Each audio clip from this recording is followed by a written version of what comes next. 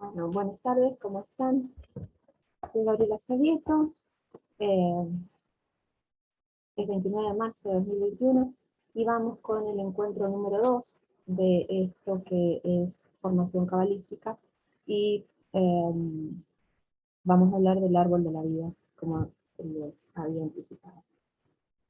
Les anticipo ahora, desde el principio, que no va a ser el único encuentro en el que vamos a hablar del árbol de la vida, porque es bastante amplio y probablemente nos lleve 3, 4 o 5 clases, dependiendo de cómo ustedes vayan accediendo a este conocimiento y las dudas que vayan teniendo.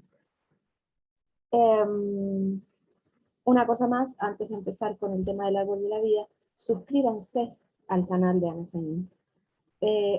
Porque de esa manera, cuando yo empiezo las emisiones en vivo, les va a llegar un aviso para que ustedes se conecten inmediatamente. Si no, nos queda como el delay de que ustedes van a ver el video una vez que finalice. Entonces, se suscriben, les llega el aviso y pueden estar en vivo conmigo. Esto no se los dije la semana pasada, por lo cual se los comento ahora. El árbol de la vida, o árbol sefirótico, o árbol cabalístico, es una estructura que tiene 10 esferas energéticas. Yo lo voy a dibujar, los que toman clase conmigo saben que a mí me gusta hacer dibujos de, de todo. Y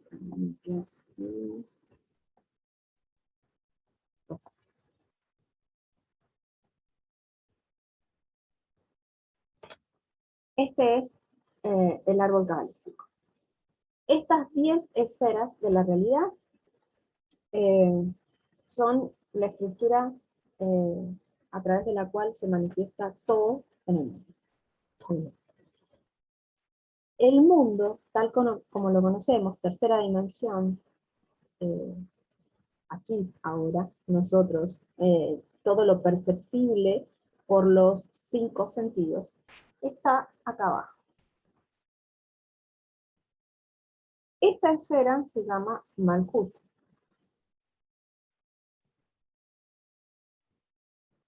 Última esfera del árbol de la vida, Malkut.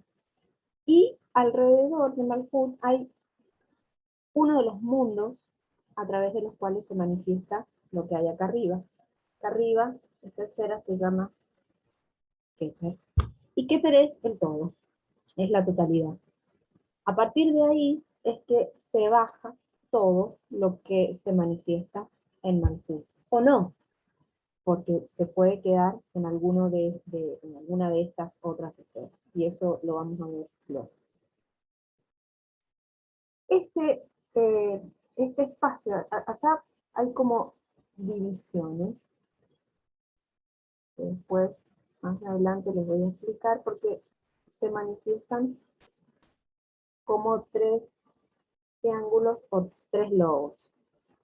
Primer lobo, segundo lobo, tercer lobo por ahora. Ya después vamos a ver a qué corresponde cada uno de esos lobos.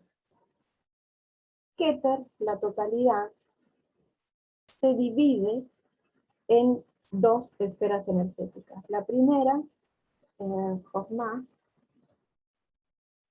la segunda, Binah, aspecto masculino y aspecto femenino de la creación. Esto no quiere decir que las mujeres somos de Binah y los hombres de Jochma, esto no existe. Todos tenemos en nuestra estructura funcional, tenemos energía femenina y energía masculina. Y la manifestación de esa energía no tiene nada que ver con la genética o con el sexo, sino que tiene que ver con la forma que toma esa energía. La energía divina es magnética y la energía de Jochma es eléctrica, es decir, una recibe, la otra emite. Jochma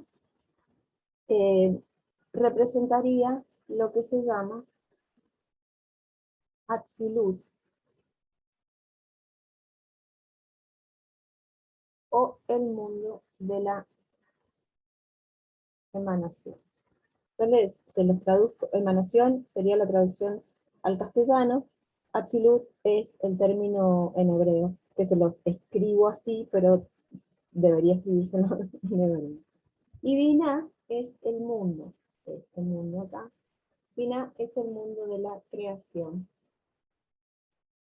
que se llama Briah. ¿Sí? Entonces, Keter se divide en Briah y en Atzilut. Atzilut y Briah, mundo de la emanación y mundo de la creación. Y Jochma y Binah se vinculan entre sí. Uno recibe y el otro da, y se van intercambiando. Cuando se van intercambiando, no quiero decir que Binah se convierta en Jochma y que Jochma se convierta en Binah, sino que se van dando vueltas las estructuras, y esto ya vamos a ver la dinámica de este árbol. Entonces, de Keter, la totalidad, nos vamos a Jochma, emanación, Briah, creación. Si yo pongo el ejemplo, ¿se acuerdan que la clase pasada yo les había dicho que el cerebro no es un órgano con el que nosotros pensamos, sino que nosotros usamos el cerebro para recibir información? Nosotros tenemos acá arriba una especie de apertura que a veces está bloqueada, está cerrada, y eso no significa nada complicado, porque abrirla es simplemente una cuestión energética. Entonces, este canal de recepción energética que nosotros tenemos hacia Keter hace que se nos manifieste un pensamiento, una idea. Esto es Jochma, Atzilut, el mundo de las ideas. No se nos ocurren todas las ideas, porque en el todo está todo, y solamente se nos viene a la mente aquello que nosotros tenemos la capacidad de manifestar acá en Malkuth, mediante este procedimiento. ¿Qué es lo que pasa cuando a mí se me ocurre, por ejemplo, no sé, quiero curar el cáncer? O quiero descubrir la fórmula para detener el bichito pandémico. O quiero crear un aparato que me permita viajar a Marte en 35 segundos. Supónganse, me llega eso. Para que yo pueda convertir eso en algo que se manifiesta, tiene que ir a Binah. A Binah, el mundo de la creación. ¿Qué es lo que pasa en Binah? El otro hemisferio, en el que, porque yo recibo con uno y proceso con el otro hemisferio me dice, bueno, ok, podemos hacer esto. Lo que necesitas es esto. Para curar el cáncer necesitas estudiar medicina. O por lo menos leer unos cuantos libros que te permitan saber cuál es la dinámica de la enfermedad y cuáles serían las posibles alternativas. Mira, si querés viajar a Marte en 35 segundos, vas a tener que estudiar astrofísica y aeronáutica y, bueno, así todo. Así sea, quiero tener un árbol de manzana en el patio de mi casa. Ok, ¿qué hace falta? Primero, la semilla, plantar el árbol para tener manzanas. Si uno planta un árbol de peras, no va a tener manzanas. O va a ser muy complicado hacer el proceso del injerto para obtener las manzanas. Pero en definitiva, si uno planta peras, va a tener peras. Entonces, la idea, el mundo de Atzilut, le dice a Binah, al mundo de Briah, cómo tendría que hacerse esto, o qué es lo que necesito para. Muy bien, si vamos a otro ejemplo, quiero hacer un tiramisú. Se me ocurrió tiramisú. Bueno, creación. Ok, los elementos que necesito, o por lo menos ir a buscar una receta si es que uno no sabe cómo se hace un tiramisú. Sobre esto hay una anécdota que a mí me quedó muy, muy grabada de cómo se crean las cosas. Ustedes, no sé si saben, la inventora de la chocotorta es argentina y no es cocinera. La inventora de la chocotorta es especialista en marketing y trabajaba para la empresa que, si no me equivoco, es Bagley, que produce las chocolinas y que produce el Monday Cream.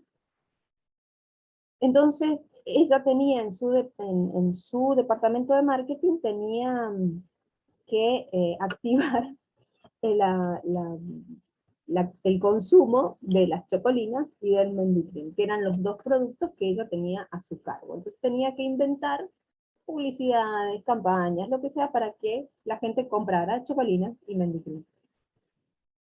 Y ella en su casa se puso a inventar lo, qué se podía hacer con eso.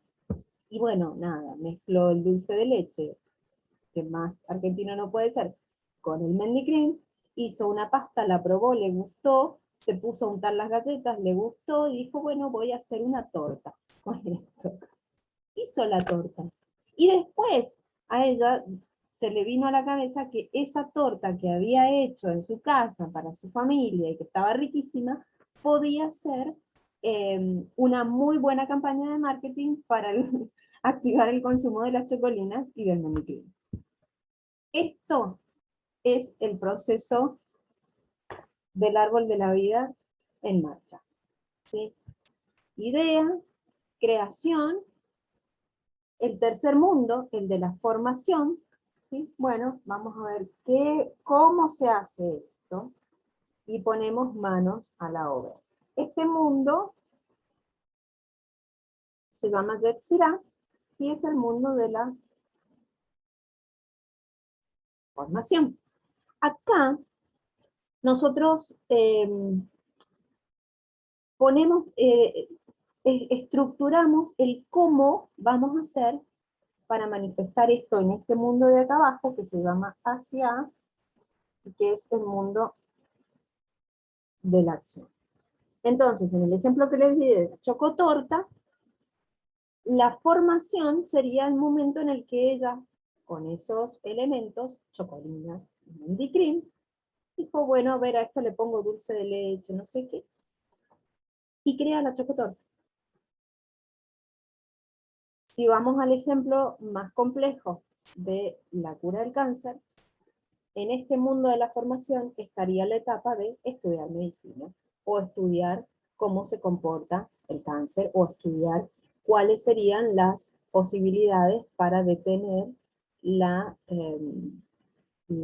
reproducción de células atípicas o anormales en un determinado tejido. Y luego de estudiar esto, decir, bueno, ok, entonces, sabiendo esto, hago esto. ¿Para qué? Para frenar la reproducción de las células cancerígenas atípicas o anormales.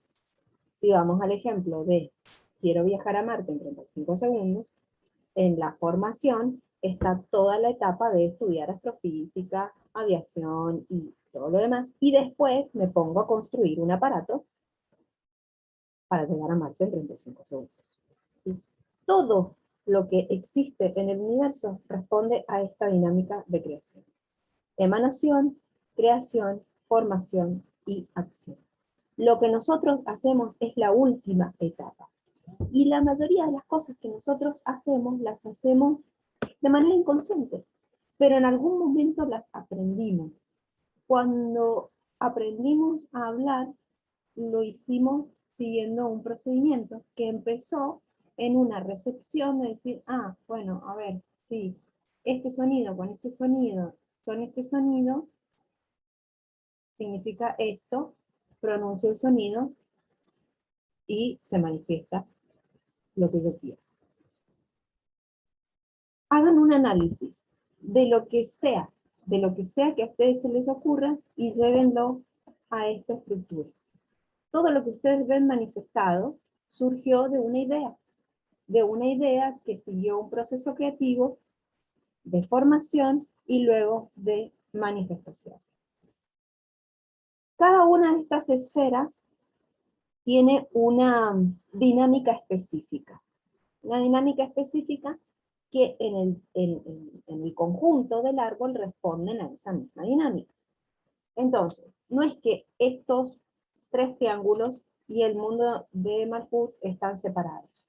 Estas líneas que yo les hice acá es para que ustedes pudieran distinguir estos tres triángulos, pero no es la única manera, porque estos tres triángulos que tienen estas tres esferas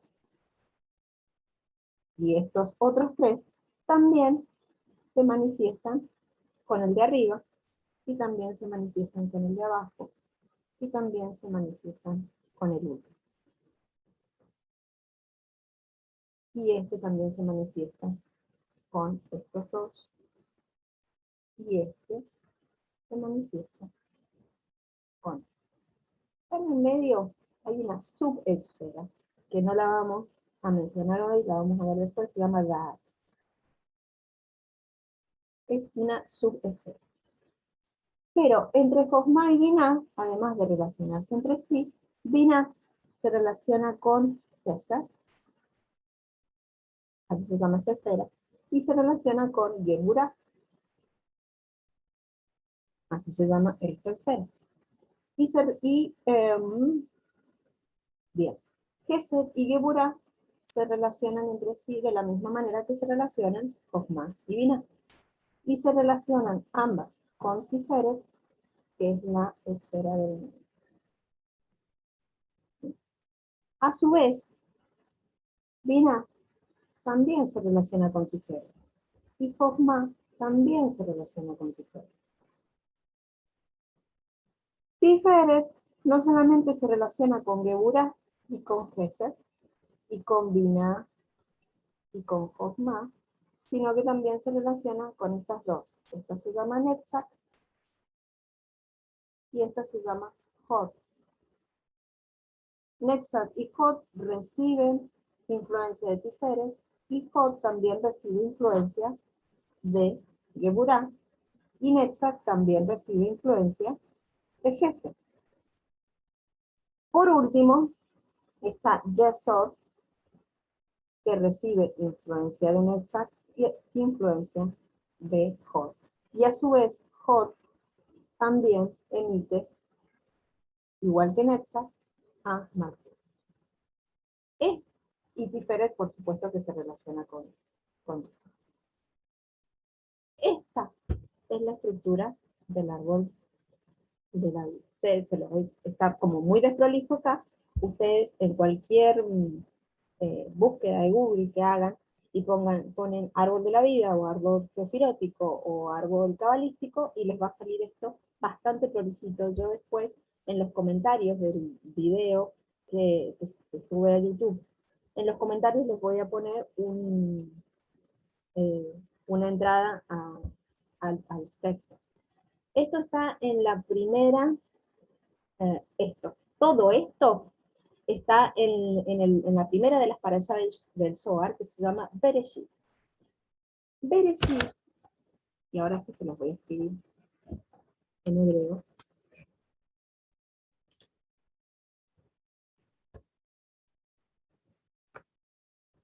Bereshit, en hebreo se lee al revés de como leemos nosotros, de derecha a izquierda. Bereshit significa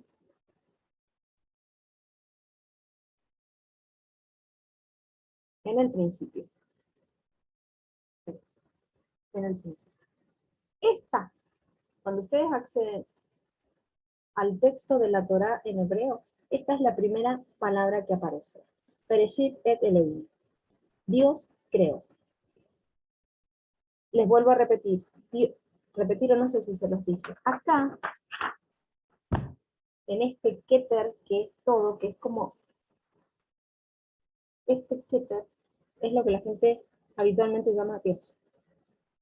Que no es otra cosa que la totalidad energética, a partir de la cual, por la manifestación, a ver, acá otra, no, acá, por la, ay, se me perdieron los árboles. Este Keter es la manifestación, es en la totalidad de la energía que se manifiesta a través de Josma y de Binah. Y después, entre la interrelación de Josma y Binah, se manifiesta Tiferet, a Geburah, a Gesed, a Hod. Bueno, toda esta estructura surge de aquí arriba, que es la totalidad. ¿Sí? Esta totalidad es la que creó. Bereshit et Elohim. Este es el Elohim. En el principio. ¿Por qué les hago esta salvedad? Porque hay muchas de las traducciones que dicen al principio. Y dicen al principio porque técnicamente el principio empieza por el principio. La primera letra de nuestro alfabeto es la A, que se corresponde con la Aleph del alfabeto hebreo. Entonces, no, a los primeros traductores no les cerraba que el principio empezara con una B. Bet. Entonces por eso empezaron a traducir como al principio. Pero hay una razón por la cual la primera letra de la Torá no es la Aleph, sino que es la Bet. Que eso se los voy a contar después porque hay toda una cosmovisión respecto a cómo se creó el universo a partir de las letras hebreas. Porque además, cada uno, si ustedes cuentan, estas son 10 esferas, ¿no? Si ustedes cuentan la cantidad de líneas que unen a cada una de estas esferas entre sí, van a contar 22 líneas. Esas 22 líneas es lo que se conoce como los senderos de la sabiduría. Y cada una de esas 22 líneas responde a una de las letras del alfabeto hebreo, que son 22. Y acá empezamos nuevamente con las sincronicidades, que en realidad más que sincronicidades son el mecanismo perfecto que se nos oculta, vamos a saber por qué razones. Al principio seguramente porque para evitar la idolatría, después para evitar la superstición, después para manipular, o para hacerlo más asequible a las personas. El tema es que en el principio dice el texto original. Yo tengo acá un Génesis, y lo que, no es que les vaya a leer el Génesis, porque ustedes seguramente tienen acceso a esto, pero lo que yo quiero, o me gustaría, o sería importante, para que dé sus frutos esto que estamos haciendo, es que ustedes hagan sus preguntas respecto a lo que leen. Porque si ustedes van a creer todo lo que leen, bueno, así se crearon las religiones. En realidad lo que ustedes tienen que hacer es cuestionar todo lo que leen y tratar de entender el porqué de las cosas. Eso es lo que han hecho los cabalistas a lo largo de todos los siglos, tratar de entender qué estaba escrito, porque si no, no podemos llegar al subtexto o al sod, que es lo que está debajo. Si nosotros nos quedamos con lo que hay en la superficie, vamos a leer un montón de narraciones, de hechos, de historias, que nos pueden parecer divertidas, que nos pueden parecer ilógicas, que nos pueden parecer un cuento que nadie se podría creer. El tema es que cuando uno va al texto, debajo del texto, ahí ya empieza a ponerse como más seria la cosa y uno empieza a decir, ah, no, pará, volvamos a leer, volvamos a pensar, volvamos a desmenuzar esto, y es lo que yo le decía la semana pasada con respecto al análisis cabalístico de cada una de las parashas, que implican desmenuzar el texto en hebreo, palabra a palabra, prácticamente, que es un poco lo que se hace, sobre todo con este relato del Génesis, que es nada menos que cómo se creó todo. En el texto original, Bereshit, en el principio, dice la traducción, cuando Dios creó los cielos y la tierra. Los cielos y la tierra.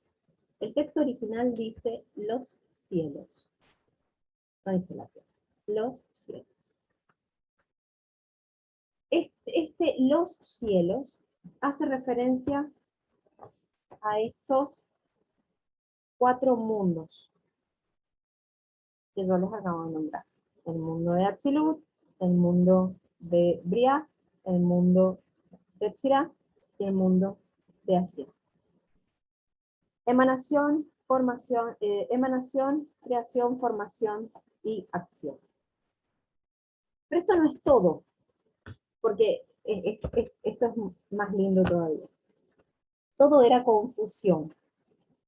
Esta confusión, si ustedes la analizan, dicen, confusión. Keter, el todo, la energía suprema, superior, creó confusión. Esta confusión es lo que yo les decía que está vinculada a la energía del caos. Ese fue el día primero. El día segundo dice la traducción, separó unas aguas de las otras. Unas aguas de las otras. Las que estaban por encima del firmamento de las que estaban por debajo de él. Entonces, ahí empieza aún a hacerse más preguntas. A ver, los cielos, los mundos, dividió las aguas. ¿Qué aguas? ¿Qué aguas? Si todavía no había creado el agua. ¿Qué aguas? Estas aguas, ya lo veremos más adelante, hacen referencia a Jochma y Binah, que tienen que ver con la energía femenina y con la energía masculina. Las aguas, en el relato del Génesis, son las aguas sexuales, los flujos sexuales, pero no del hombre y de la mujer, porque la manifestación en Malkut de este principio femenino y masculino de orden genérico y sexual es algo que se da acá arriba, porque como es arriba, es abajo. Eso ya volveré sobre eso también. Entonces, en el principio, lo que había era caos, y de ese caos, Keter dividió las aguas en femenina y masculina, masculina y femenina. A las de arriba las llamó cielo o firmamento, y a las de abajo las llamó mares. No quiere decir que arriba o abajo, que si femenino o si masculino, salgamos de esa estructura mental separatista. Estamos hablando de principios de creación. Entonces, al principio era todo caos, y Keter se dividió en Jochma y Binah, o Atzilut y Bria. Mundo de la emanación, mundo de la creación. Esto sí tiene una correspondencia en Malkut con la parte sexual, porque si ustedes piensan en la estructura genital masculina es dadora, y la estructura genital femenina es receptora. Entonces, es esta dinámica de aguas, que se corresponde con la dinámica sexual en el mundo de Malkut, también es una dinámica de creación que fundamentalmente se da primero entre Binah y Jochma, o energía femenina y energía masculina, o mundo de la emanación y mundo de la creación. Sin estas dos esferas, hacia abajo no hay nada. Se necesita de estas dos para que se dé origen a todo. Sigo. Si esto lo leyeran en hebreo y lo pudieran ir metabolizando con las palabras y el número de cada letra y cada palabra, porque las letras hebreas tienen una carga simbólica, entonces habría mucha más explicación para poder darles de esto de energía femenina y energía masculina. Pero por ahora lo dejamos así, y más adelante, si quieren, profundizamos un poco. Luego, en el día tercero, júntense las aguas debajo de los cielos en un solo depósito, y aparezca el suelo seco. Entonces ahí recién aparece lo que sería la tierra como elemental, digamos. Y eso ya responde a la esfera de la formación. Ya estábamos acá arriba. Keter se dividió en Jochma y Binah. Ahora, y por eso les dije, esta subesfera la vamos a ver después, mediante júntense las aguas, se juntaron acá, en Dad. Pero eso sí lo vamos a ver después, quizás en el encuentro. ¿Y qué pasó cuando se juntaron Jochma y Binah? Aparecieron Gesed y Geburah. ¿Sí? Eso fue el día tercero. Y dijo Dios, vuelvo, Keter, energía total, inmanente, trascendente, que se separen el día y la noche para señalar las fiestas, los días y los años, y que brillen en el firmamento para iluminar la tierra. Que se creó dos lámparas, dice el Génesis. Estas dos lámparas obviamente son el sol y la luna. Así que los que dicen que la astrología es una cuestión pagana, bueno, sería cuestión de releer esto que está en el versículo, ya se los digo, 14. Versículo 14, el capítulo 1 del Génesis. ¿Por qué la Iglesia Católica, Judía y Musulmana combate la astrología? No lo sé. Tuve una vez una charla con un cura, terminamos hablando de Nietzsche al respecto. Muy loco todo. Bueno, en este árbol, el sol es Tiferet y la luna es Yesod. Es decir, se dividieron las aguas, se juntaron las aguas y después se dividió la tierra y el mar. Gesed es la parte acuática, por decirlo de alguna manera, Geburah es la parte firme. Y por eso esta esfera de Geburah se relaciona con la ley o con los principios de limitación. Y Gesed es absoluta bondad, que tiene que ver con esto de fluir como el agua. Igual ya en el encuentro que viene vamos a ver cada una de las esferas puntualmente. Se creó el sol, que es Tiferet, y la luna, representada en Yesod. Esto, pero no me hagan, porque hay tres columnas acá que responden al juicio, la misericordia y la columna del centro o el equilibrio. Tanto Tiferet como Yesod están en la columna del medio. ¿Por dónde íbamos? Por el día 4. Día quinto. Llénense las aguas de seres vivientes y revoloteen aves sobre la tierra y bajo el firmamento.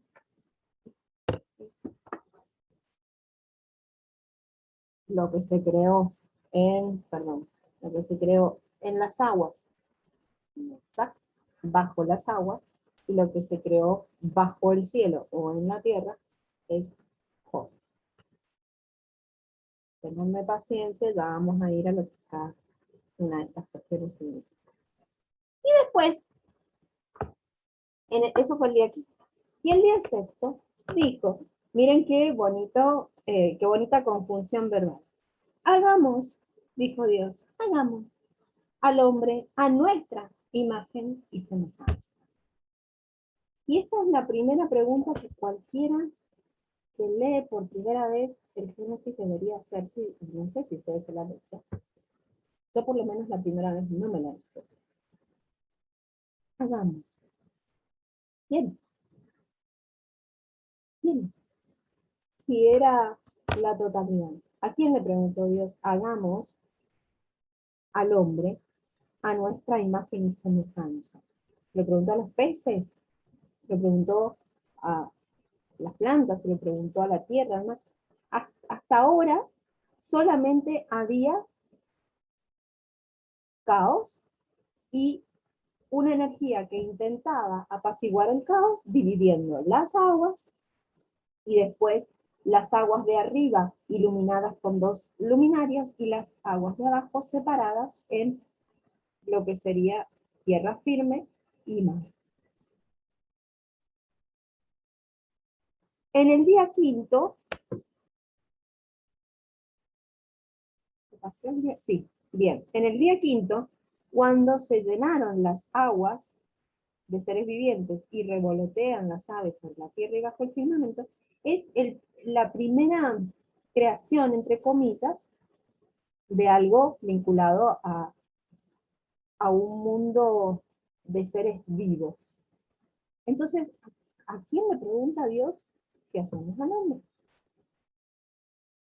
Les dejo esa pregunta por ahora para que la piensen.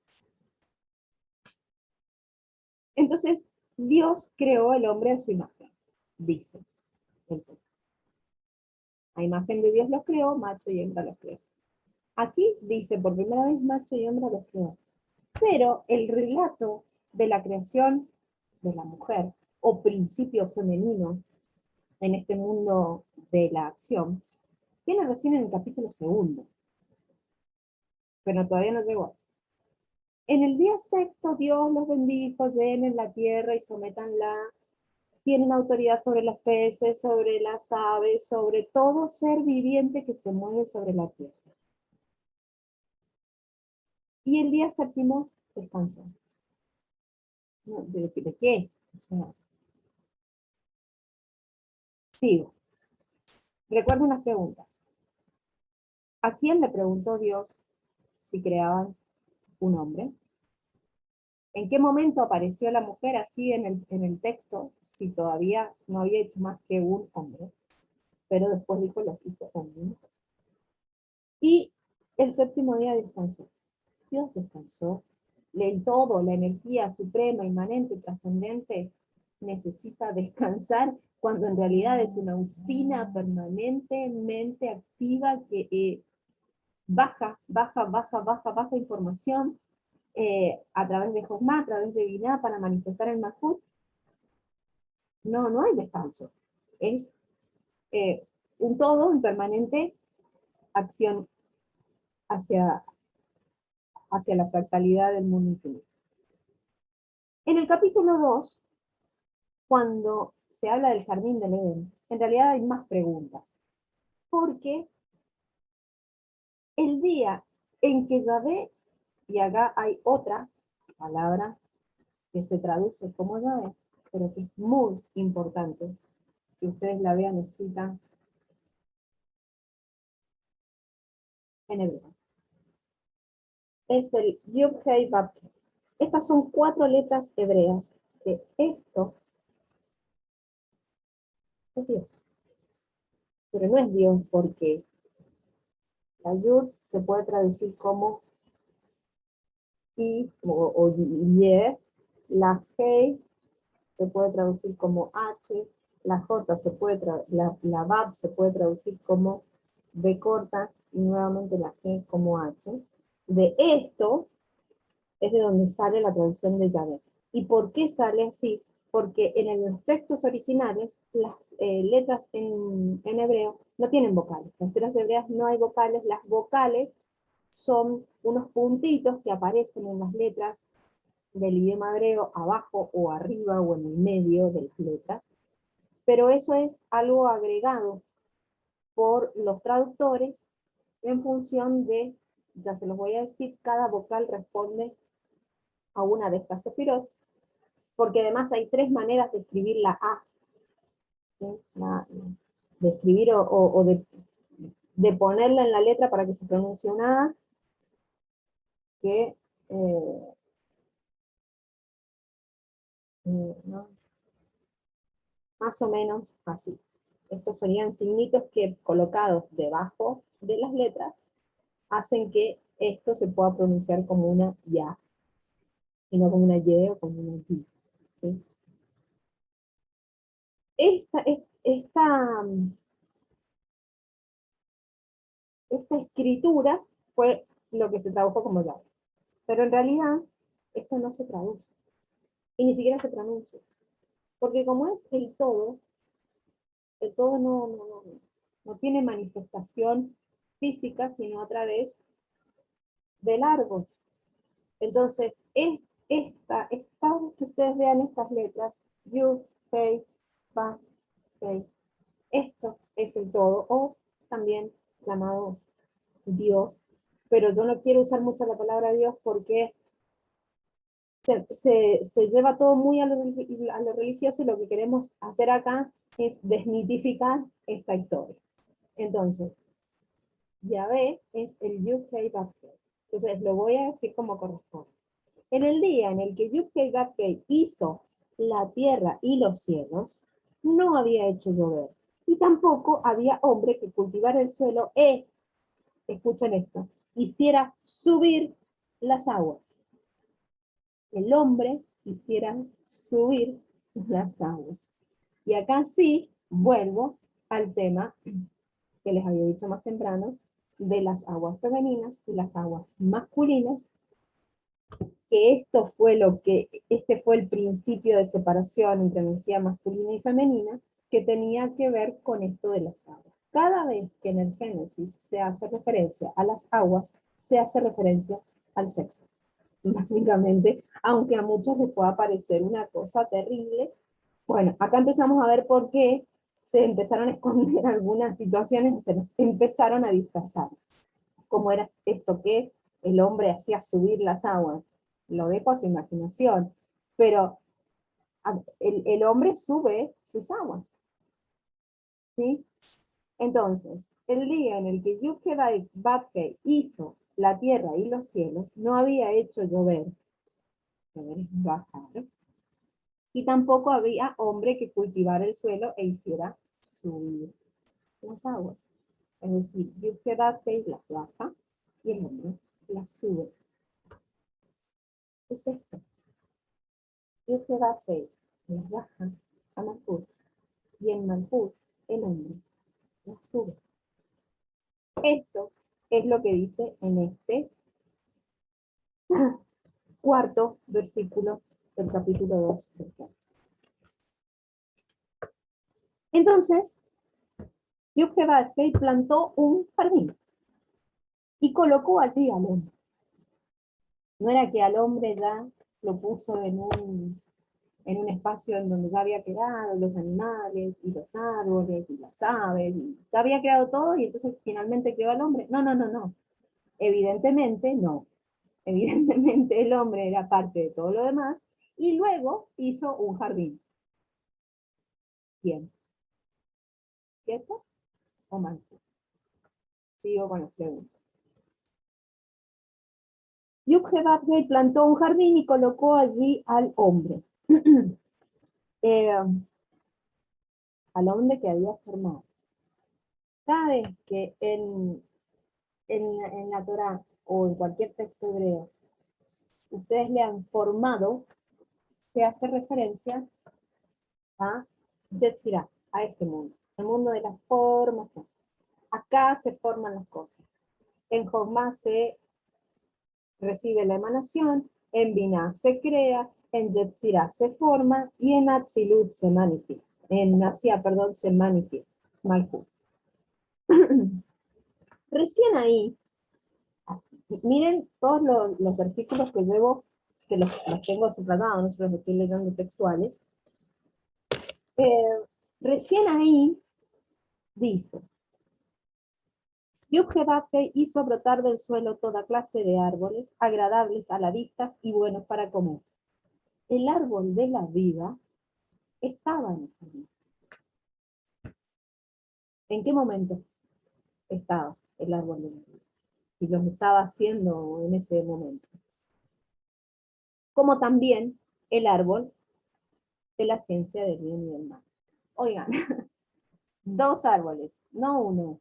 No era el árbol del bien y del mal, eran dos árboles. Léanlo de nuevo. Vayan a cualquier Biblia que tengan por ahí o bájense cualquier PDF de cualquiera de las de traducciones de la Biblia, cualquier religión, y lean este versículo 8, 9, perdón, 9 del capítulo 2 del Génesis.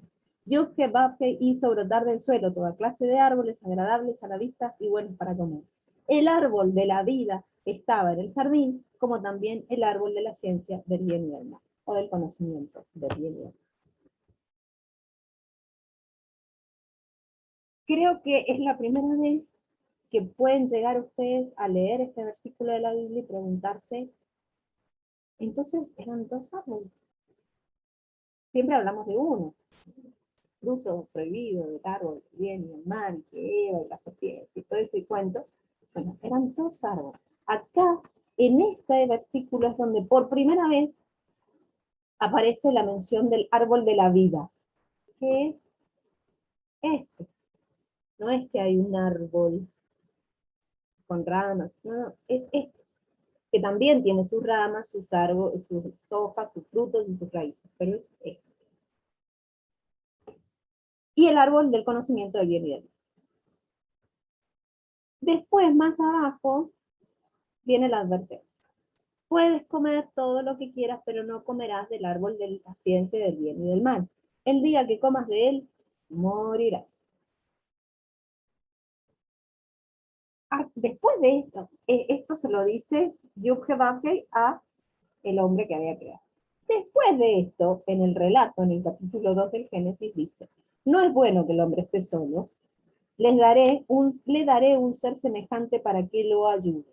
Entonces, formó de la tierra a todos los animales. ¿No los había formado ya?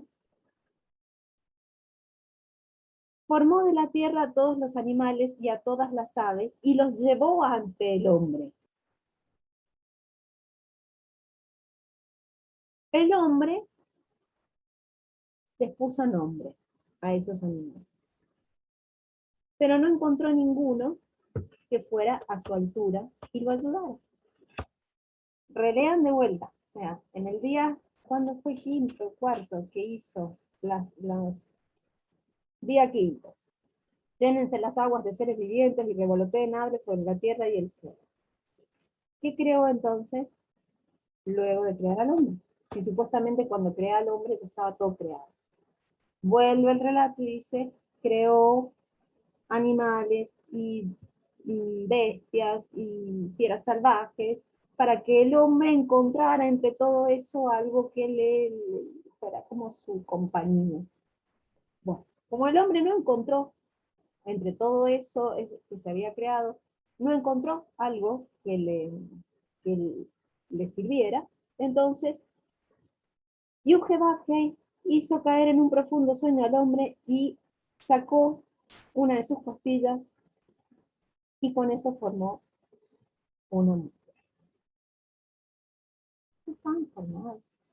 En el, eh, en el día sexto, cuando Dios dice, hagamos al hombre a nuestra imagen y semejanza, y luego en el versículo siguiente dijo, a imagen de Dios lo creó, macho y hembra lo creó. No había ya alguien, había ya un macho y una hembra. Volvemos al principio. Binah Jochma. Y acá formó a la mujer. De la nada, aparece una serpiente, un bichito, serpiente. En ese momento,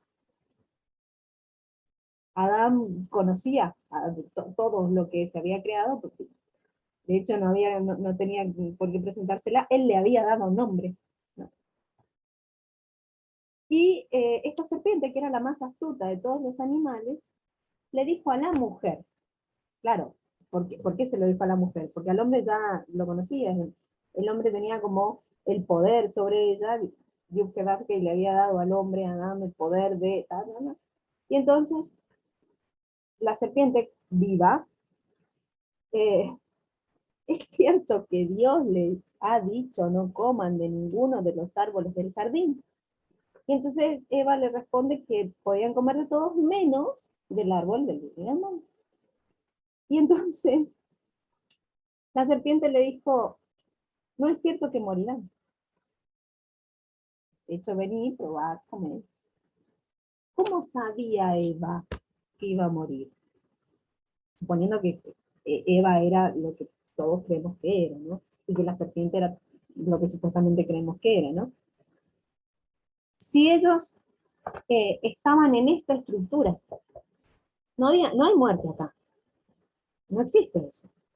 Entonces, ¿qué era esto de la muerte? En este momento, en donde todo estaba siendo creado, en donde todo estaba siendo manifestado acá en este plano de la acción, en Malkut, de repente, ¿por qué aparece la palabra muerte? ¿Y por qué esta inteligencia inmanente, trascendente, les dice a estos seres creados a su imagen y semejanza que no coman del árbol del conocimiento del bien y del mal porque van a morir?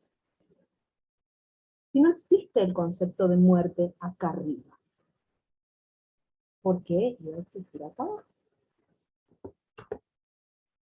Entonces, después de todo esto y todo el cuentito que ustedes ya saben, eh, ¿qué pasa con la serpiente? Dios que baja y dijo a la serpiente, por haber hecho esto, maldita seas, te arrastrarás sobre tu vientre y comerás tierra por todos los días de tu vida. Esto nos da a entender que antes de este suceso simbólico del pecado original, la serpiente no se arrastraba. Y también nos da a entender que este suceso del pecado original no fue algo semejante a comerse una manzana por parte de la mujer. Y que este animal que se le presenta a Eva para tentarla, entre comillas, a comer del árbol del conocimiento del bien y del mal, era un ser, una manifestación energética semejante a ella, porque si no, ¿cómo? ¿Qué historia? Hay una leyenda que no está acá en las tradiciones, pero está en otros evangelios, que ese rastrero, ¿no? Responde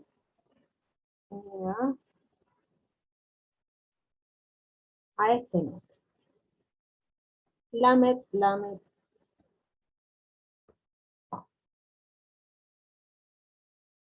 No se los voy a pronunciar porque cabalísticamente no hay que pronunciarlo. Se los voy a escribir.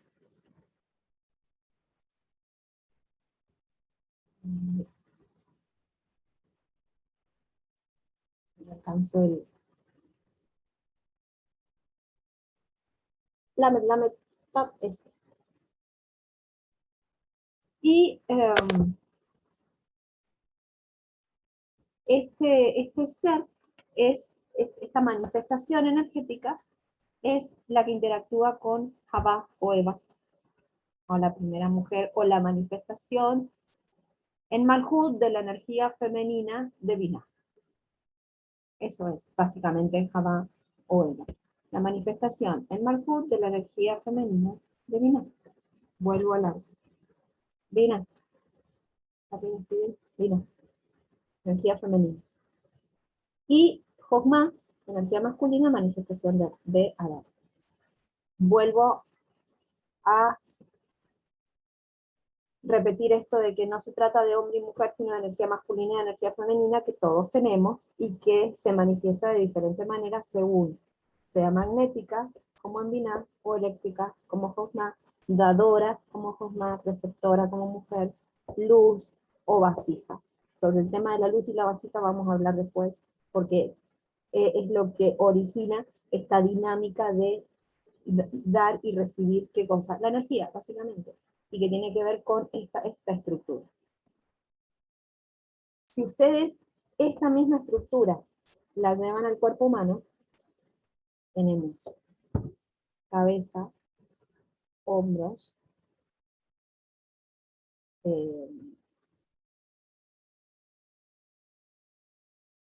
brazos, corazón, manos, órganos sexuales internos, órganos sexuales externos. Esa misma estructura a nivel de cuerpo total. Pero si esta misma estructura la llevan, por ejemplo, a la cara, tienen dos ojos, dos oídos, una nariz, una boca. ¿Sí? Cada parte del cuerpo tiene su propio árbol sefirot y tiene sus propias manifestaciones y sus propios senderos. Y acá ya me estoy metiendo en algo demasiado profundo. Pero solamente para adelantárselos y para hacerles una, eh, una idea de lo fractal de esto, cada una de estas esferas en su interior tiene otro árbol de la vida. No sé si se lo alcanza a dibujar ahí, a ver. En cada una de estas hay otro árbol más chiquito.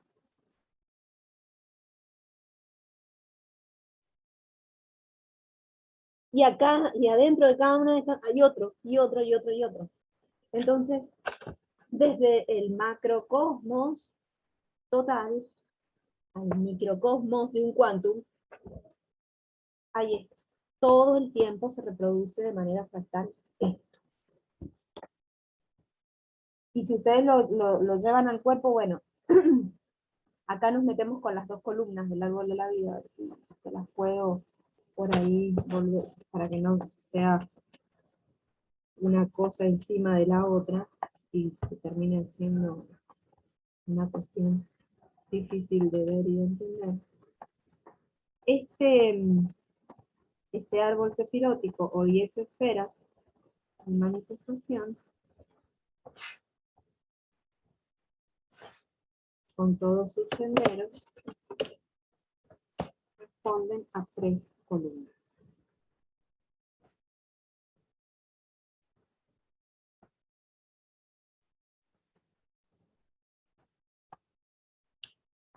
Que son la columna del rigor, la columna de la misericordia y la columna de la.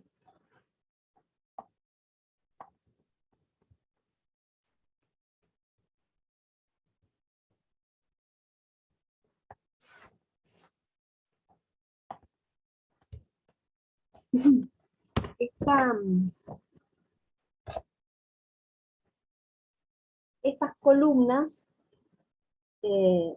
al relacionarse entre sí, van estableciendo mecanismos de equilibrio.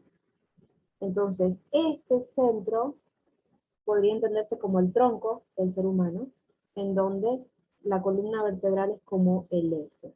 Y por eso cuando nos torcemos, nos podemos ir hacia uno de estos dos lados, hacia la absoluta misericordia y hacia el absoluto rigor. Ninguno de los dos está bueno.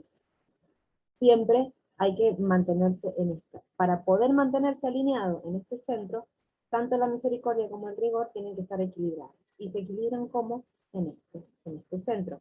Que acá tenemos a Keter, acá tenemos a Tiferet,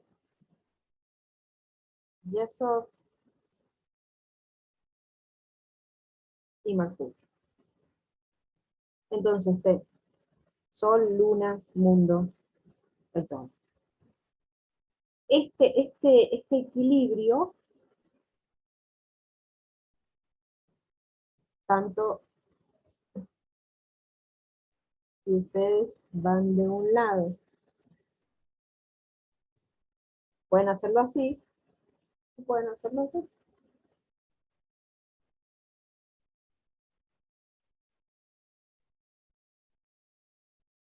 Esto, ya sea que vayan de un lado o del otro,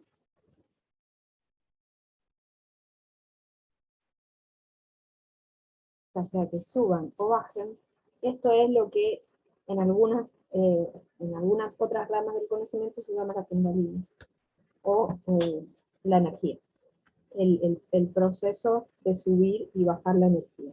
Bueno, ya les digo, todo lo que es arriba es abajo, y todo lo que es abajo es arriba.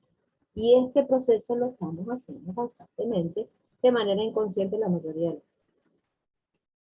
Bueno, ¿cuánto llevamos ya? No sé, no me dice cuánto llevamos, pero ya un rato largo. Bueno, ¿qué es lo que me queda por decirles respecto a esto? Voy a usar el segundo árbol que hice para que no se les haga tanto lío. Esta división de mundos que yo le hice entre Absolute, Bria, Yetzirah y Asia responde a 4 niveles de creación.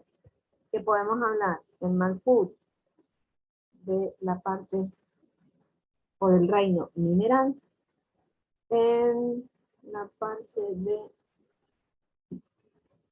Yetzirah hablamos del mundo vegetal, y en la parte de arriba hablamos del mundo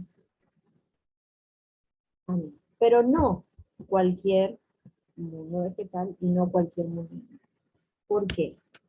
acá ya me adelanto un poquito a lo que vamos a ver la clase que viene, que tiene que ver con los 3 niveles de alma, que son el Nefesh, el Ruach y el Neshama. El Nefesh es la más baja de esas formas de manifestación de la luz. El Ruach, que es una porción un poco más elevada, que es lo que nosotros normalmente llamamos espíritu, ese soplo eh, de, de vida, entre comillas, trascendente a este cuerpo físico. Está la Neshama, que es más elevada todavía, y por encima de Neshama están allá y la de Neshama. Estos serían como los niveles. Estos niveles de alma o de manifestación energética de todas las cosas se corresponden con los mundos y se corresponden con el tipo de reino que se crea. Entonces, en Nefesh tenemos como la parte más básica del instinto animal, de supervivencia y de la percepción de los 5 sentidos, y por eso se corresponde básicamente con Malhut. Aunque en Malhut también hay un reino vegetal, reino animal, el hombre y demás. El Nefesh corresponde básicamente a esta primera manifestación. Y nosotros recibimos el Nefesh en el momento de la concepción. Y lo único que hay de espiritual, entre comillas, o de metafísico en ese momento es esta primera emanación que se correspondería con el mismo proceso que se creó arriba de esta relación entre Binah y Cosmos. Este mundito de acá, ¿sí?, es el que relaciona la energía femenina con la energía masculina y se manifiesta en el plano de Malhut a través de el Nefesh. Luego, muy luego, aparece el Ruach, que se corresponde con el nivel de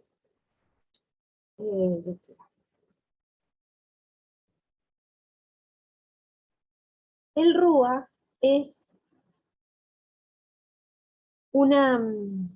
es este soplo de espíritu aliento que aparece y que, según el texto del Génesis, Yud-Heh-Vah-Heh le sopló en la nariz al primer hombre, Adán, para darle la vida. ¿Qué es esto de el Ruach? ¿Y por qué decimos que no aparece desde el momento de la concepción o del nacimiento? Sáquense todas las concepciones religiosas, morales y filosóficas que puedan llegar a tener hasta el momento, porque esto es otra cosa. Esto es mecánica cuántica de la creación. El Ruach es básicamente el libre albedrío.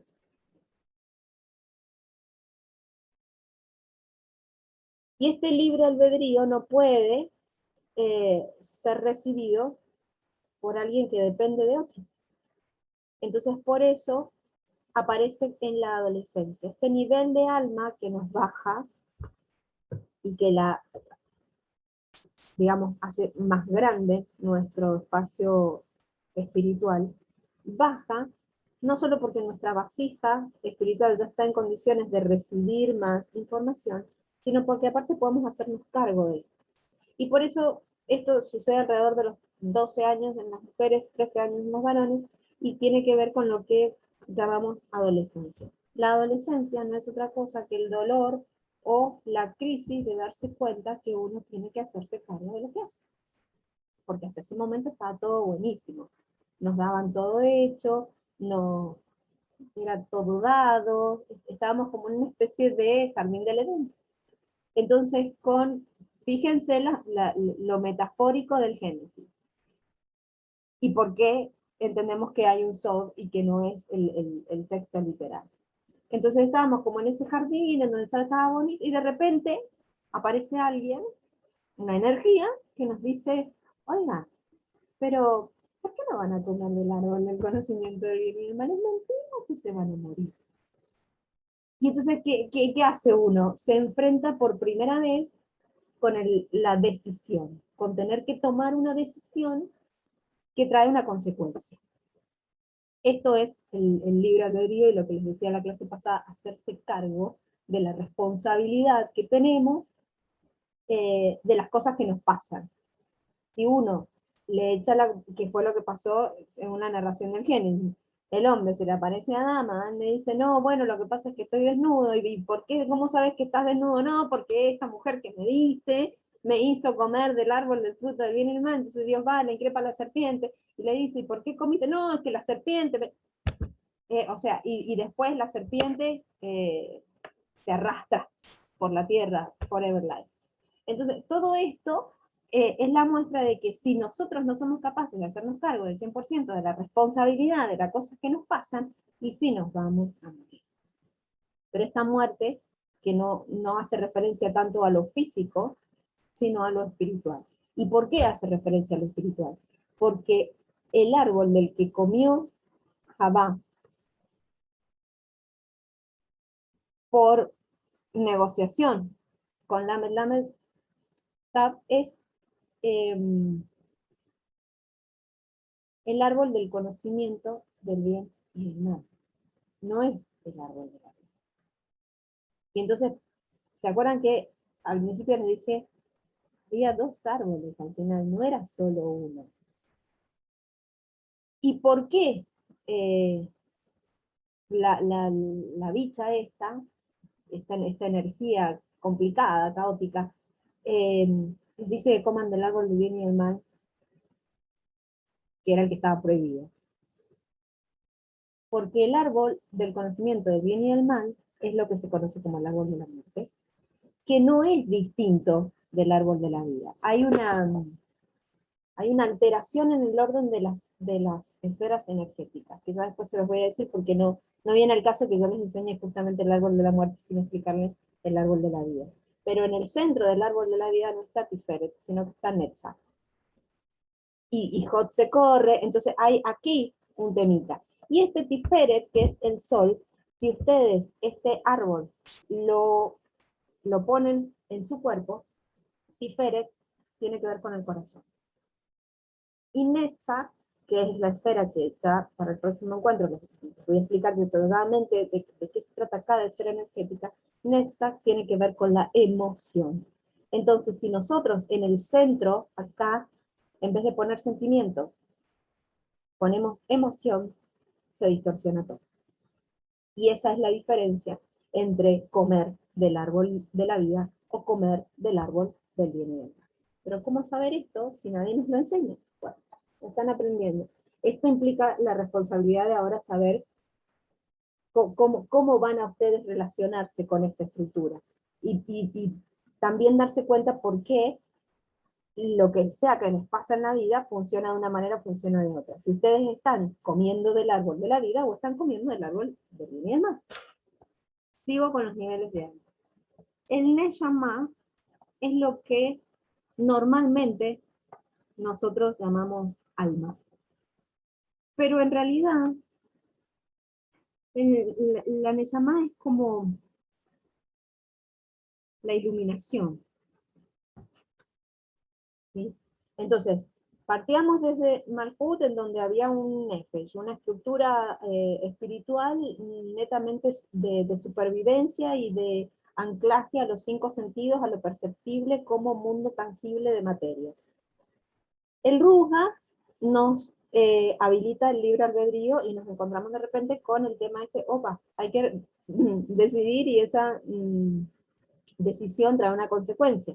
Entonces nos desayunamos por primera vez en esta esfera de la formación con que, dependiendo de lo que nosotros decidamos a partir de ese libre albedrío, vamos a comer de un árbol, o vamos a comer del otro, o no vamos a comer, o vamos a comer de los dos.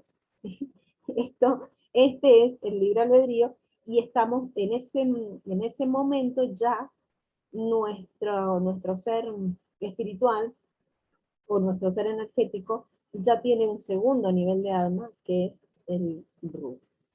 Y luego viene un tercer nivel de alma, que es el Neshama, que tiene que ver con la iluminación.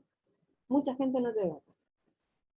Se quedan en esto. Y algunos ni siquiera, teniendo la posibilidad de usar el libre albedrío, no lo usan. Se quedan en esto.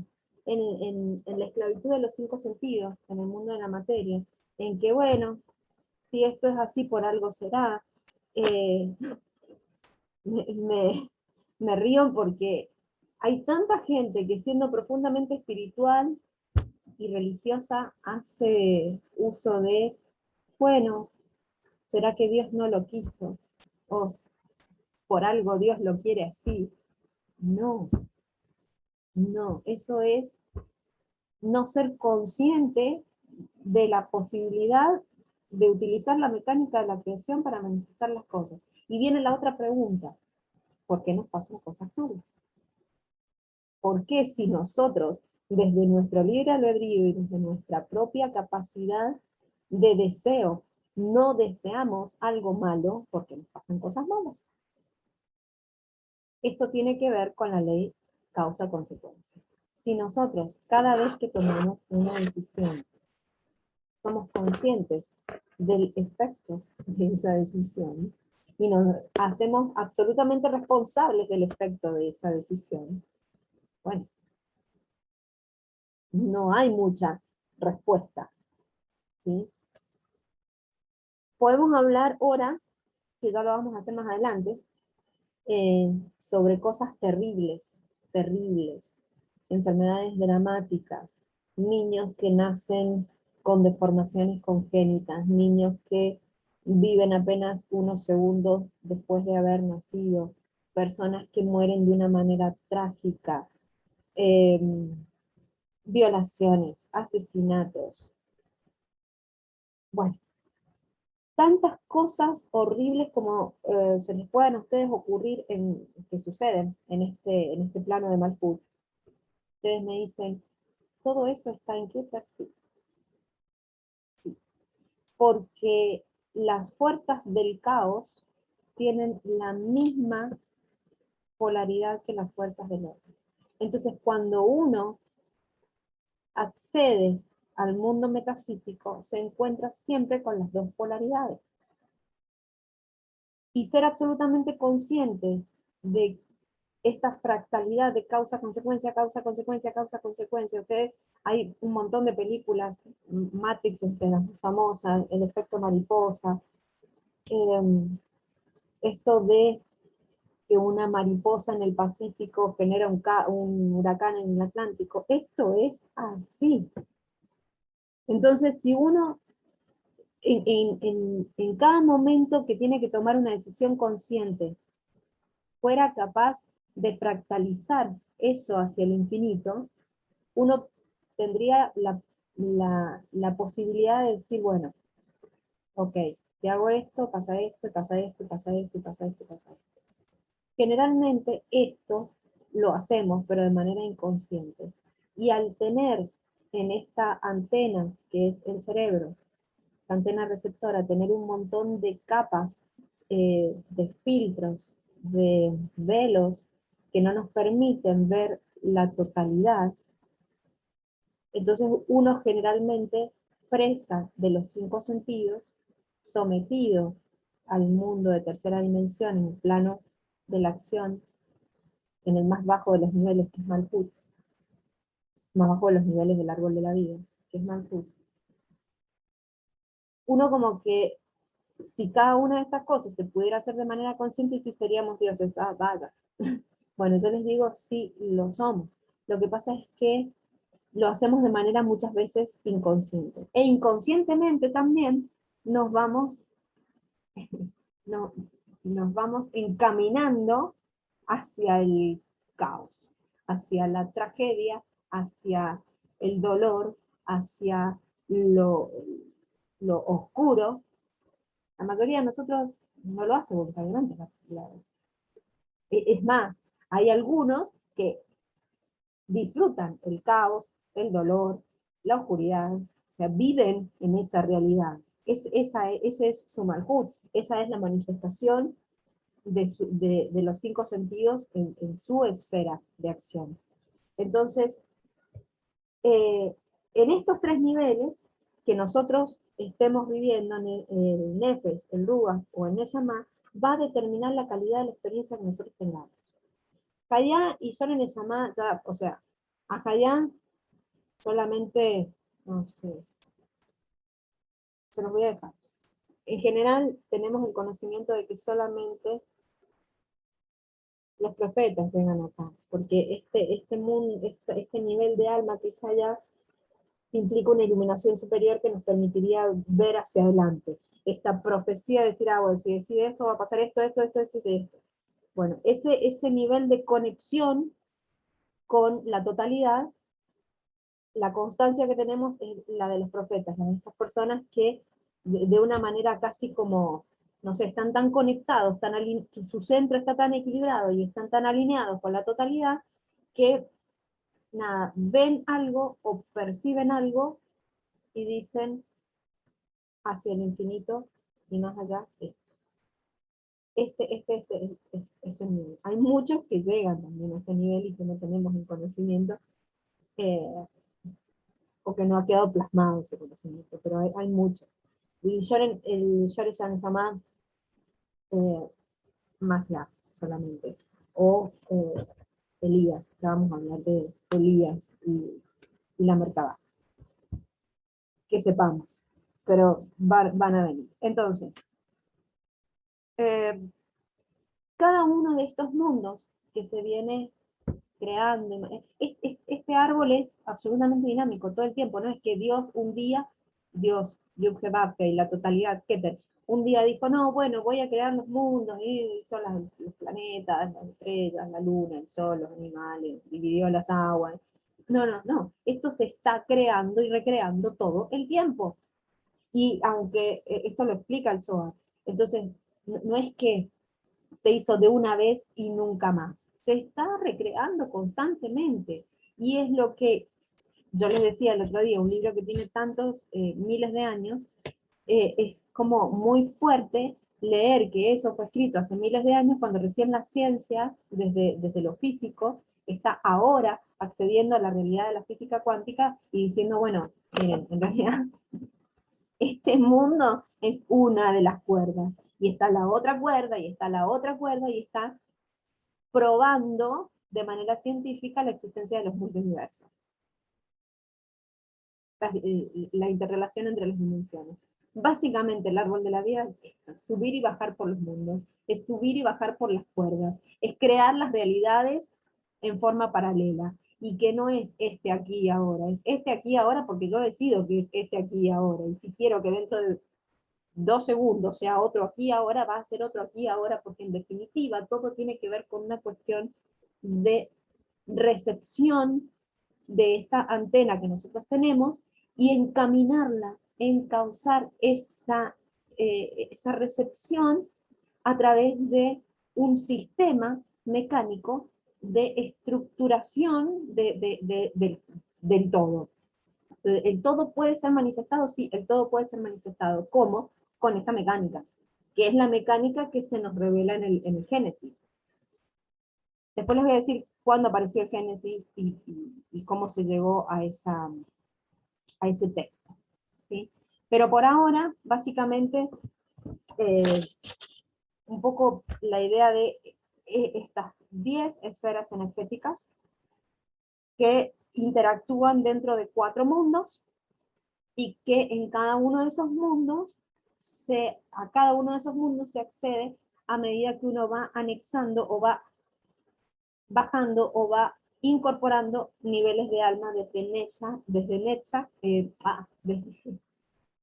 Nefesh hasta Hayat, que es lo máximo a lo que como humanos podemos aspirar. Entonces, yo les decía, el Ruach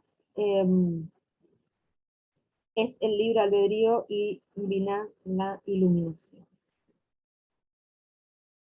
Cuando Dios Yuktebaptey decide con los demás, que después vamos a ver quiénes son, crear al hombre. Los demás no estuvieron de acuerdo. Y por eso después dice que Yuktebaptey creó al hombre. Pero esto forma parte de otro libro, que es el libro de los, esperen que me acuerdo, es el libro de la Merkabah, el libro de los palacios. En el libro de los palacios está especificado esto de quiénes son los que no estuvieron de acuerdo con crear al hombre. ¿Por qué? Porque dijeron que el hombre iba a ser un desastre con esto. Pero en realidad había otro temita ahí que tiene que ver con esto que les voy a decir. Cada nivel de creación, cada uno de estos días, en el día 1 se crea una cosa, en el día 2 otra, en el día 3, cada uno de estos niveles de creación de cosas en el mundo físico, de la manifestación en el mundo físico, de lo que hay en el plano superior, o el más interior de todos, ya vamos a ver que esta estructura que parece muy verticalista, tiene una correlación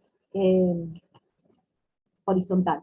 Pero eso, primero entendamos esta para después ir a la otra.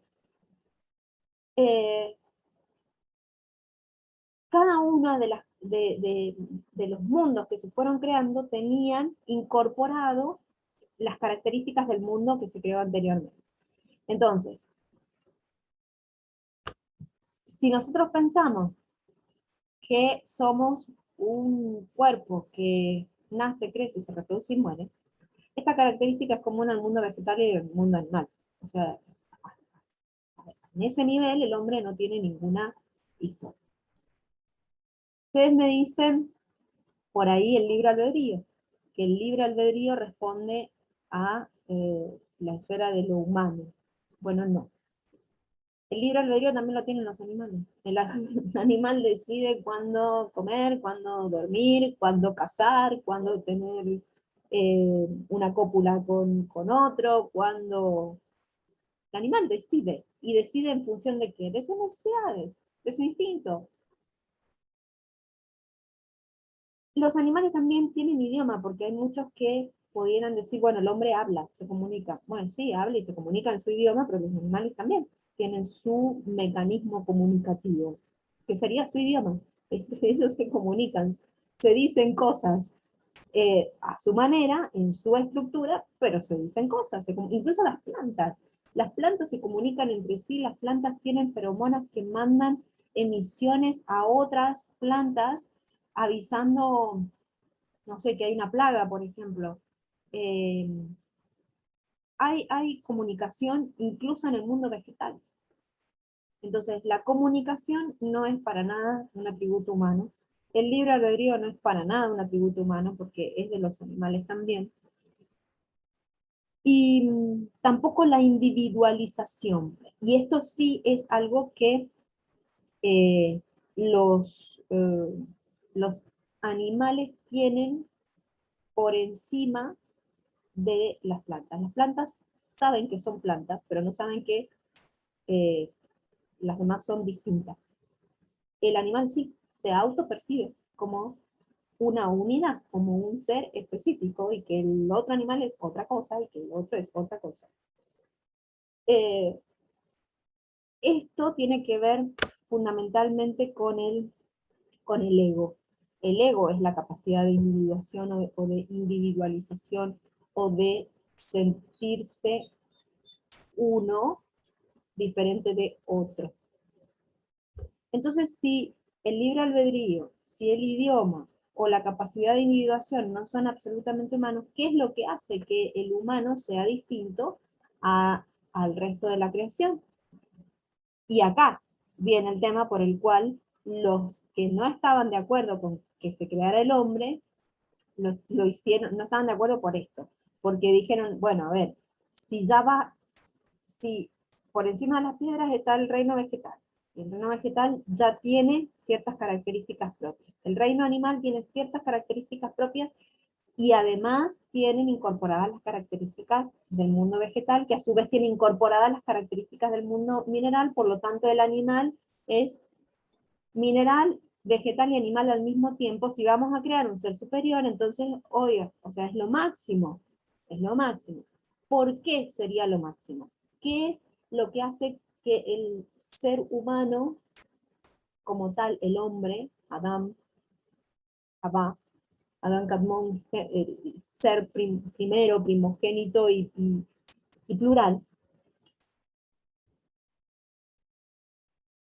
Hay tres cosas que el hombre tiene. Cuando digo hombre, insisto, genéricamente, no estoy hablando ni de masculino ni de femenino. Tres cosas que el hombre tiene por encima del el reino animal y es lo que incorpora como cualidad. La primera es la capacidad de sufrir a cambio de un bien superior. Y esto, diga, bueno, yo no quiero sufrir. Sin embargo, piensen cuántas veces han aceptado el sufrimiento a cambio de algo que consideran superior o por lo menos que merece ese sufrimiento. Viven diciendo, bueno, que valga la pena. ¿Qué es lo que vale la pena para ustedes? Esto vale la pena, luchar por esto, esforzarme por esto, trabajar para esto. Vale la pena o vale el dolor por un beneficio que tenemos. Eso tiene dos connotaciones distintas y por un lado que puede generar esclavitud, porque uno dice, bueno, yo estoy dispuesto a sufrir para la libertad de otro, por ejemplo. Raro. Eso sería el bien superior. Ahora, si uno dice, yo estoy dispuesto a sufrir para trabajar, ¿por qué? Porque trabajando tengo un sueldo, que el sueldo me permite comprar cosas. En realidad, eso es el principio de la esclavitud. Sufrir por algo que no es un bien mayor. Es algo que nosotros consideramos que nos sirve, que es útil, pero no es un bien mayor. Estamos como confundiendo un poco ahí los niveles. Pero eso para el próximo encuentro. La segunda cosa que tenemos, además de todo lo creado, es el deseo de adhesión con la divinidad. Y este deseo de adhesión con la divinidad tiene que ver con el poder crear. ¿Qué es lo que estamos haciendo nosotros ahora? Yo les estoy explicando esto para que ustedes tengan la capacidad de crear y para que ustedes tengan la posibilidad de acceder al mecanismo de creación y de transformación de su realidad. ¿Por qué?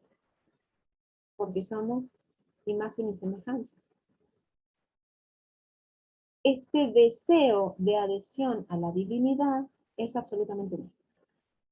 Los animales no tienen deseo de adhesión a la divinidad porque saben que no, o sea, hacen, pero ¿para qué? ¿Por qué? No, lo hacen porque están dentro de su instinto, es parte de su naturaleza.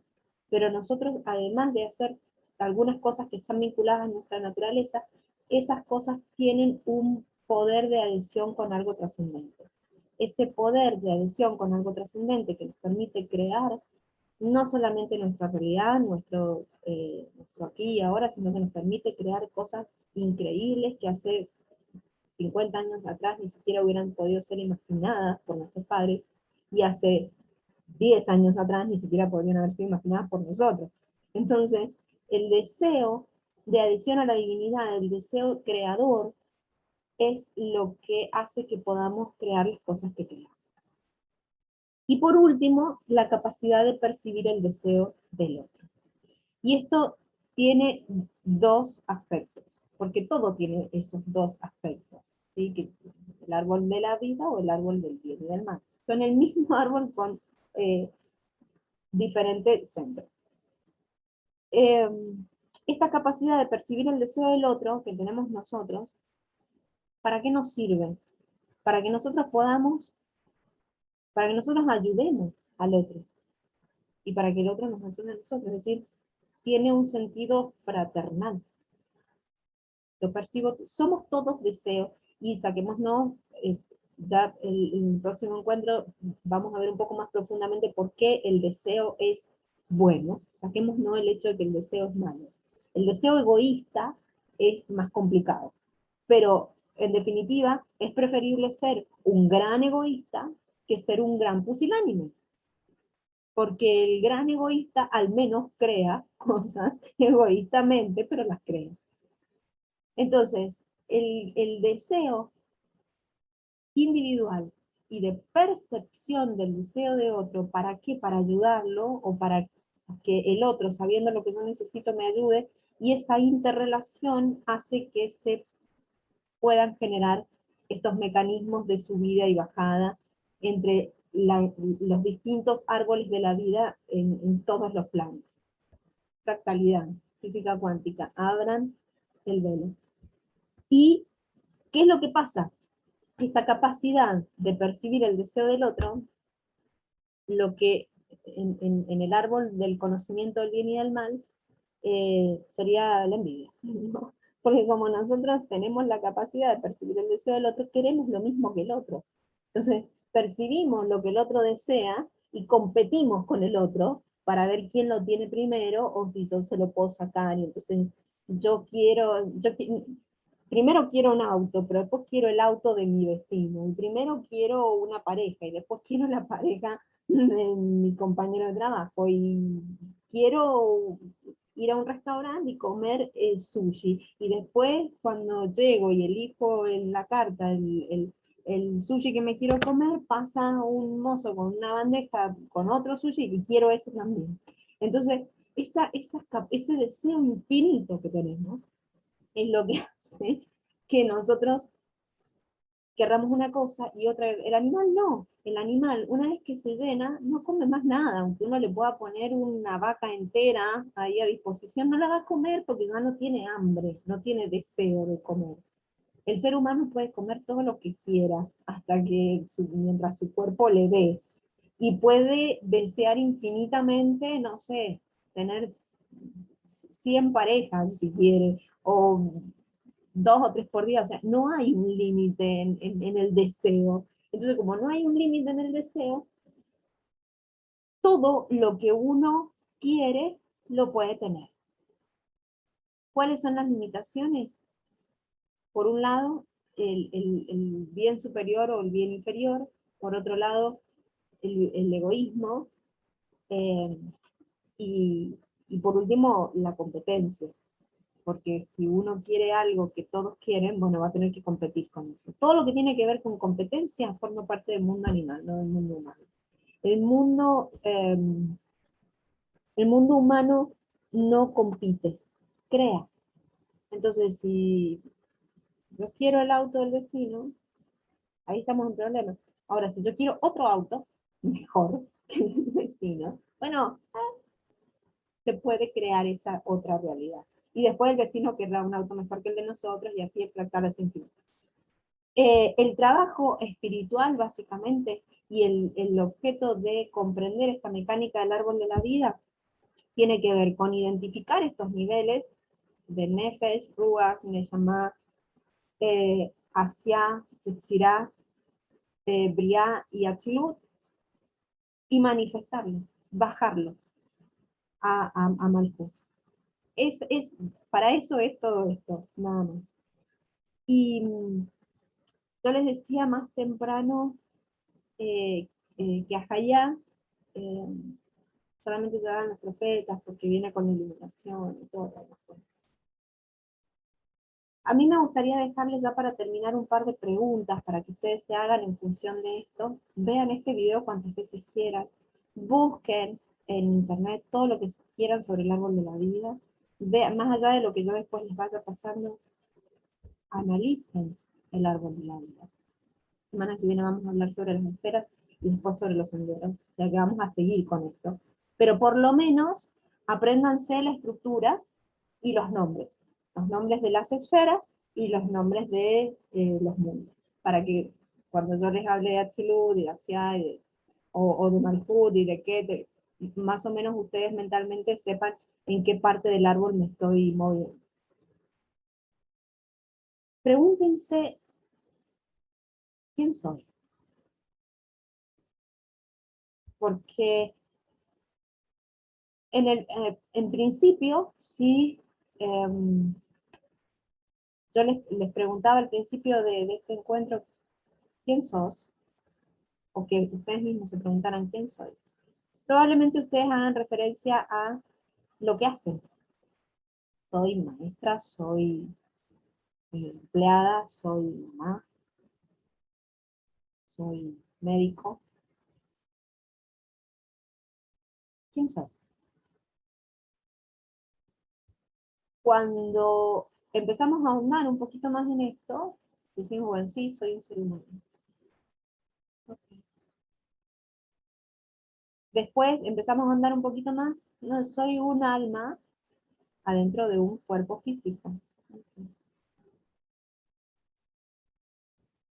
¿Qué soy? ¿Quién soy? Pregúntense honestamente, ese es como el trabajito de esta semana. ¿Quién soy? La segunda pregunta que me gustaría dejarles para que piensen es, ¿qué deseo? Acabo de decir que la característica que diferencia fundamentalmente al hombre del animal es este deseo. Deseo de adhesión con la divinidad, deseo de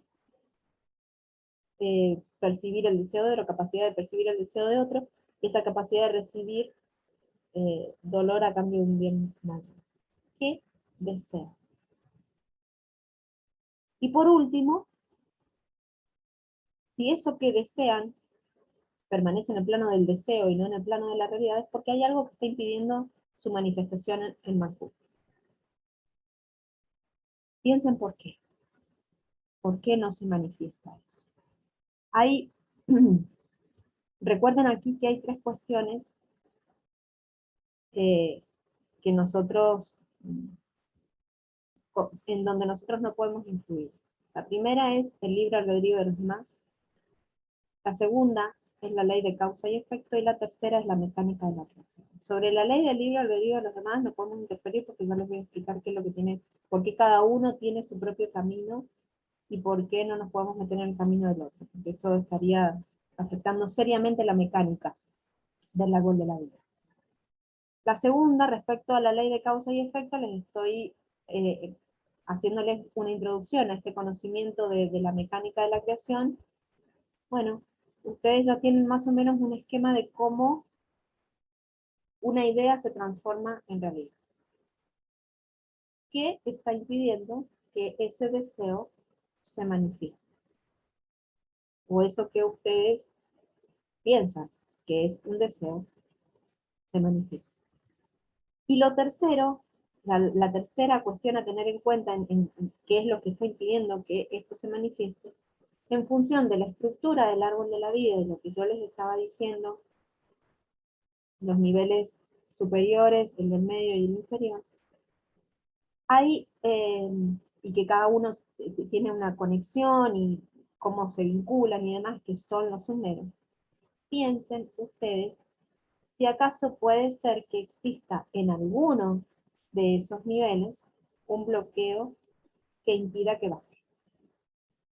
Eso que está allá o acá baje al plano de la acción, de la transgresión, de la unión, del acoplamiento energético que se necesita en los planos superiores para manifestarlo en los planos inferiores y que se transforme la realidad y que podamos crear el mundo que nosotros queremos.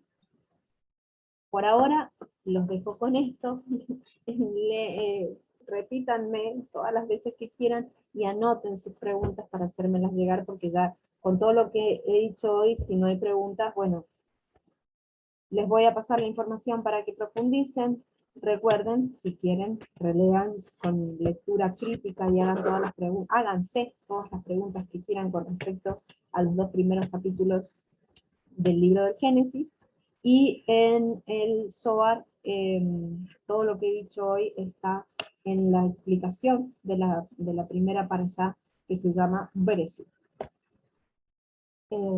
Nada más por hoy, y espero que la próxima sea también igual de intenso y poder ya arrancar con dudas por parte de ustedes. Les dejo un saludo grande y una buena semana.